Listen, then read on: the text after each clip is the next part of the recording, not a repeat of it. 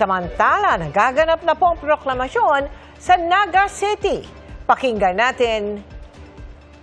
Picture taking and masalihan ako.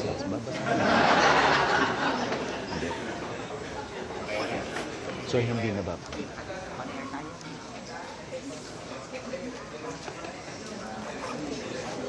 Nakita po natin, ay, si Leni Robredo nga pala sa Naga City. Mayora na siya ngayon, ano?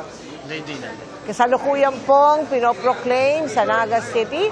At teka, tawagan na nga lang natin si Salima Refrana na naroon ngayon. Salima? Oo, alam mo. Mel, can Yes, you hear me? yes, Salima, come in. Mel, official na nga pinoproklama. Official nang pinoproklama bilang nanalong mayor ng Naga City. Leni Robredo.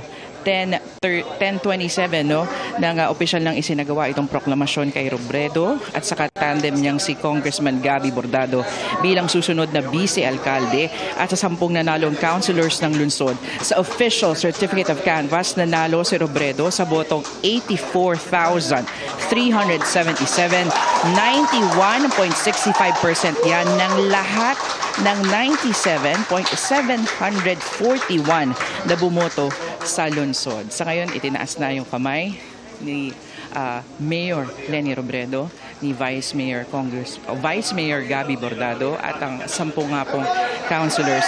Nakausap natin kahapon itong si Mayor Robredo at sinabi nga niya na bilang mayor pagtitibayin niya yung good governance, transparency, accountability at people power o people empowerment at involvement. Ngayon subukan nating makuha si Mayor Robredo.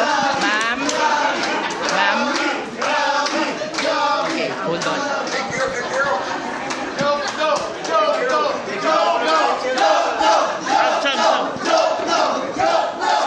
Sam!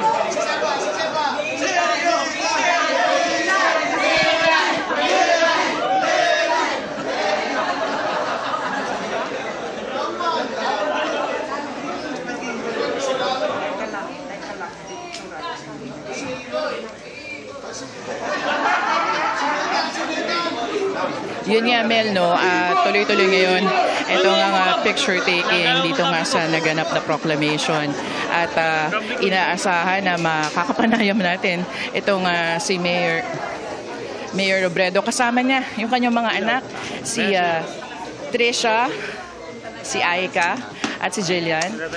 Kinukuhanan sila ngayon ng letrato. Buong sumuporta ang magkakapatid Robredo sa kanilang ina sa pagtakbo bilang alkalde ngayong eleksyon 2025.